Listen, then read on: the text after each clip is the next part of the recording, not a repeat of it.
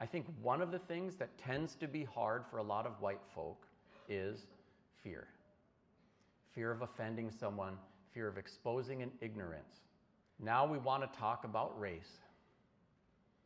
And it's kind of like telling someone who has skipped leg day their entire life that we want you to go to the gym and do squats. And the thought sounds terrifying.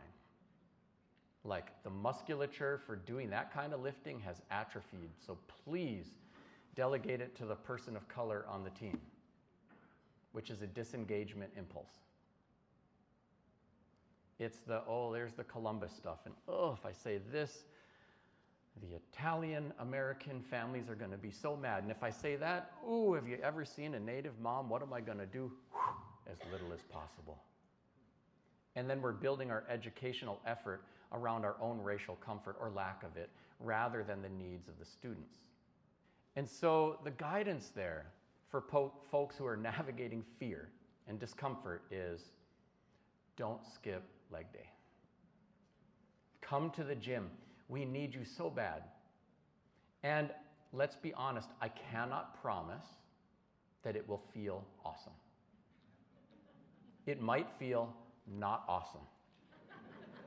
There are 330 million people in the United States of America. Someone someday will go sideways. You'll actually bring out the land acknowledgement and they'll be like, that's performative, what you doing that for? You know, you'll get pushbacks. Do it anyways. Come to the gym. And there's a miracle. If you start going to the gym, it might not feel good at first, but if you keep going, you will acclimate to that, and it will start to feel good. If you take a break, you'll start to miss your workout. And above all, you will be getting stronger so you can do your part of the lift. For Indigenous folk and other people of color, like, there's a whole different basket of barriers. There, it is often frustration and anger. Like, do I really need to explain it again? Residential boarding schools? Do I really have to wait patiently again when I don't get to live as long? And so there's a different set of guidance.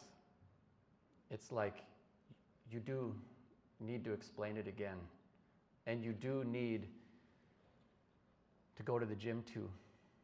And sometimes you will go to the gym to spot other people. And it doesn't mean you have to like coddle everyone else's infragility around this stuff. But you cannot chase everyone away from the table and then complain about eating alone. We have lifts and burdens too. We must muster the grace to form the relationship and stay with it. When we are all stumbling, bumbling, rumbling, open mouth, insert foot, we are gonna get it wrong sometimes. There has to be room to fail when you're stacking more weight on the squat bar. As we do, we need to be able to see one another and understand not everyone experiences doing squats the same way. We can't skip leg day. And when we do develop a community of practice, we will be strong enough to tackle all of these things.